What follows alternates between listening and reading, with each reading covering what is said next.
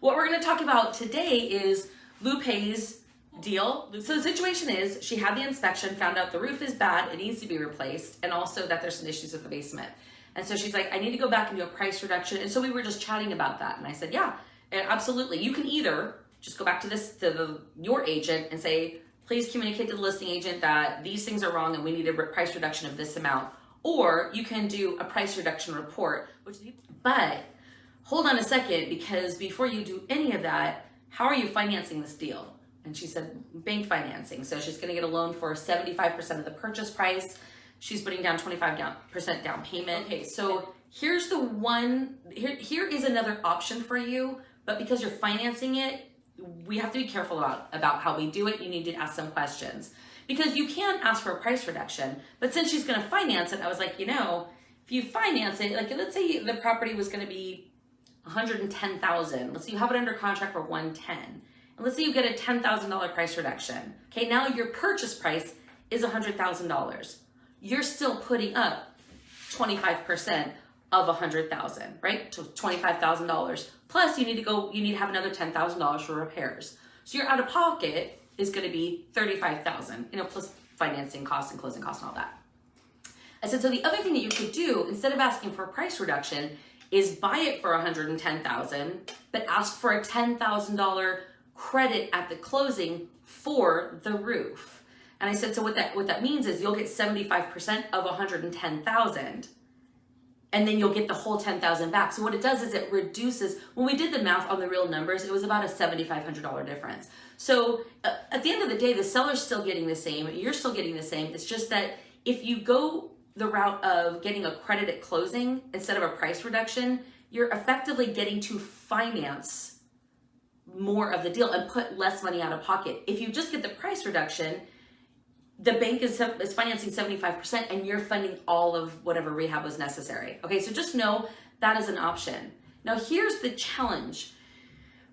Depending on what the repairs are, you could freak the bank out and have them cancel the loan if it's something that they're like, okay, well, hold on a second, that's wrong with the property. Because normally the bank isn't looking at the home inspection. They don't really care about the home inspection. Most banks, they're not looking at that for a duplex.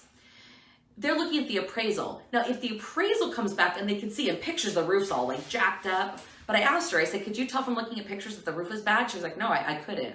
And I said, okay, so the bank is not gonna know that the roof is bad unless you tell them it's bad. And the way you would tell them it's bad is by having a seller credit of $10,000 for a roof on your settlement statement. That might cause a problem. They might say, whoa, we don't fund fixer-uppers, and this house it's not in condition that we would require to lend on it, which they wouldn't even have known otherwise, frankly. I said, so you need to be careful about that. Financially, that would be the better way for you to go, because you'll be less out of pocket. So for you, it's great. For the bank, we don't know. I said, so here's what I want you to do. Talk to your mortgage banker and just say, hey, we got the inspection and I'm waiting to get it back. Like, don't show all your cards. I said, I'm waiting to get it back. But I'm just curious, like, what if something comes up on the inspection and I go back to the seller and they're willing to give me a credit? Like, let's say that it's, got a bad fence, or like the roof is bad, or like, whatever. Is that, can we do that? All right, so what the banker told her is, well, we don't really care about the home inspection. We're just looking at the appraisal. Okay, well, that might be true, but it still doesn't quite answer the question of what's going to happen if they see it on the closing statement and you've basically put a big flashing light, bad roof, bad roof, bad roof. Actually, I want to read to you guys. So here's where things stand right now. So Lupei did that research, asked that question, and also has her realtor working on it. And I want you to hear what the update is, because this was like, okay, cool. Teamwork, man. Good morning. Following up from last night's discussion on my post-inspection negotiation. Talked to the lender and was told that they only care about the appraisal and not the home inspection.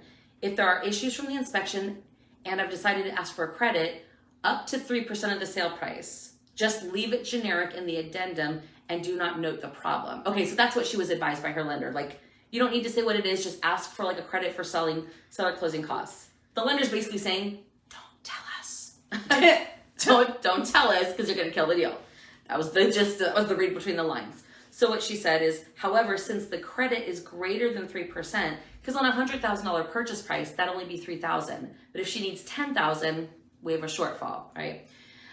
Since the credit is greater than 3%, my realtor is looking into creative ways to allow me to take additional credit. She mentioned home warranty and future property tax. She's making some calls to find out what other creative ways for me to get this credit. I'll keep you all posted. Thank you so much for bringing this to my attention. I had no idea. If I did not ask the question today, it's going to be an unpleasant surprise down the road for sure. Thank you. Please let me know if there's anything else I should be aware of.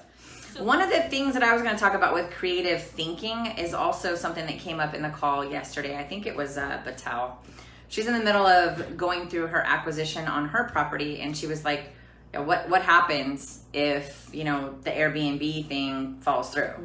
And then we had somebody else who was talking about flipping, and she's like, yeah, I know you always say don't flip right now. And first of all, we always say it's not about just no flipping. It's about know where you're flipping and know what your exit strategy is. And also know, like, it's August, right? You don't want to be in a flip and doing renovations and then listing it for Thanksgiving or Christmas. So you want to be sort of seasonally aligned with what's going on and when the property would go to list. So the first question that came up was, well, oh shit, what if it doesn't sell? And my question was, well, do you have a contingency? And cricket. Anytime we are acquiring a property, the first thing I'm thinking is, well, if we're going after this property, what are all of the things that might go wrong?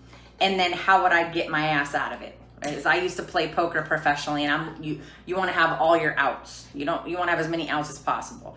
So if I know that I'm going and I'm going to flip it and then something happens and it won't sell, okay, what's my strategy to hold that? And what does that look like? What are my options for the rental market in that market? Could it work? And if all of those things, if I have like my primary, secondary, tertiary strategies on that property, if they're all lined out and I know, okay, if A doesn't work, then I'll go to B. If that doesn't work, then I have C. Then I feel a little bit more warm and fuzzy. So the creative thinking process and thinking about that as you go in, you got to know where you want to end up in order to get started. So that's definitely something that we teach. Thanks for joining us on this video. If you're interested in learning more about real estate investing or investing in passive income, multifamily, or apartments, feel free to join our free private Facebook group. If you know that you want help, you want someone to hold your hand, and you want to be part of a mastermind and have coaching, all that you need to do is text the word freedom to 619-373-8461. So if you just want to see, like, what is that about and how can I speed up my results and do it more safely, I'd be happy to chat with you about what your options are and see what we can do to help you along your journey.